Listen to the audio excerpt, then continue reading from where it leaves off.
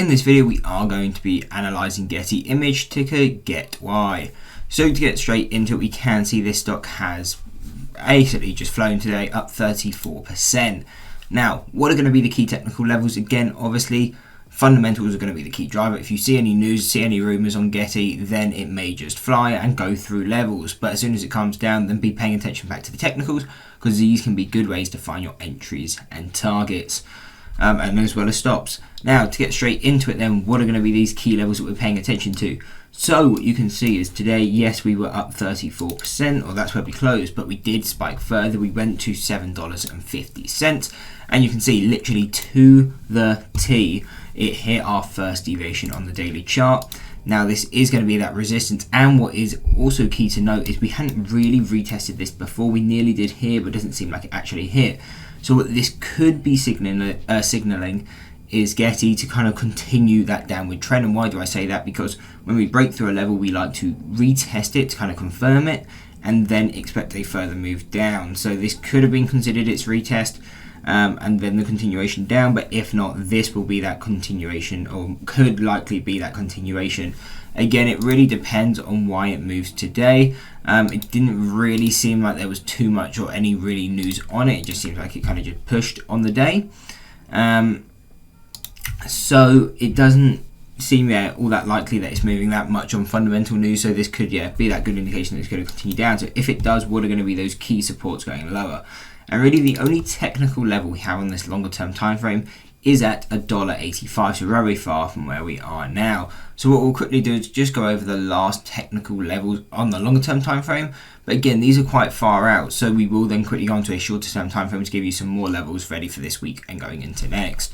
So as well, just one last support we do have at 525. Now, if you were looking to short trade off this 750, this would be the key and final target. The reason I say that is, again, on these kind of stocks, that move can happen quite quickly and then it will probably slow down. So you can see that is around a 13% move, so definitely a good trading opportunity. But yes, in time it may push down to that 185. The time it will take to get there, your capital could probably be best used elsewhere. So really we tend to just look for that move, especially on these kind of stocks when it's just one big pump and maybe the dump. Then it's easy just to trade to the next level, because that move will probably happen quite quickly. Now though, if we end up breaking this and continuing up, on the longer term time frame, we do have a resistance at $13.23, going on to the next one at $19 and then $21.50. So again, these are the levels. If you're looking for the strongest levels or you're happy to trade on a longer term outlook, these are the key levels that we will be paying attention to as both support and resistance levels. Now what we will quickly do, and take note of those if you want to trade off those, but we will quickly cut down now to a shorter term time frame, because these again will give us more levels that you can be looking to trade if you're looking to trade more of an intraday or kind of just coming into this week or next week. So we can see again we're back at 750, and what you'll notice is this, well, $7 is our third deviation on the 20-day and also our second deviation on the 30-day chart. So seeing this is going to be a heavy resistance. That's most likely why we haven't been able to close above this level, and we keep coming back. We pull back and it looks like we're trying to retest it. So now this is going to be key. If you see us, at least on the 1 hour chart, start closing above $7, this is a good indication that we could continue up, and then that would give us a target of $7.75 going on to $8.25 and a final level at $9.50. But also do note and always be cautious when buying this stock above its third deviation. So again, if we're closing above $7 on the 20-day chart, that is considered very overbought, at least looking at the stock on a 20-day outlook. So if you're buying above it, again, do be cautious to make sure to have stops, and probably tight stops by that, because if it starts to pull back, it's likely to start failing. Now though, onto the support side, what are we paying attention to if we start to fall in price? So basically where we came back to retest around $6.25, that is our second deviation on the 20-day chart, so you'd be looking out for that though. If we break, then we are looking at $5.75, $5.50, and then if we were to break lower at a kind of an extreme push to the back down to the downside, $4.75 would be that final target. So again, these are more of our, if you're looking to trade this stock, really kind of this week, these would be the levels that you could look to trade for.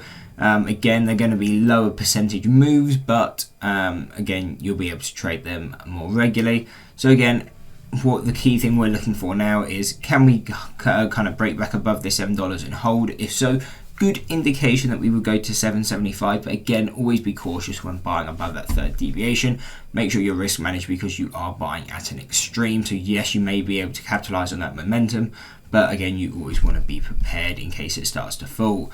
And then on the downside, if we start to fade, if we break below the 625, most likely this momentum move is done. But what you can probably profit off is these kind of pullback moves off these levels. So if we start falling, we fade down to the 575, you'll probably get a pullback, maybe not all the way to 625, but at least kind of a move, probably to $6 would be expected. So definitely some day trades opportunities within those levels is there. Anyway, hope you enjoyed the breakdown on Getty Images. If you did, why not drop a like and subscribe and check out one of these two analysis videos.